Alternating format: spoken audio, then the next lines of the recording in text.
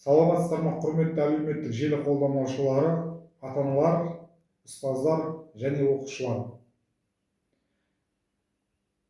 Мектебімізде оқу жылының аяқталуына және бітіру іс-шараларының ұйымдастырылуына байланысты түсіндіру жұмыстары ұдайы түрде жүргізілуде.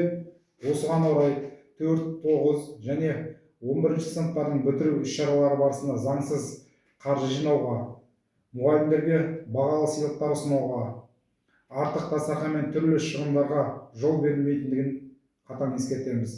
Барлық мерекелік іс-шаралар мектеп қабырғасында бекітілген талаптар мен қауіпсіздік ережелеріне сәйкес ұйымдастырылуы қажет.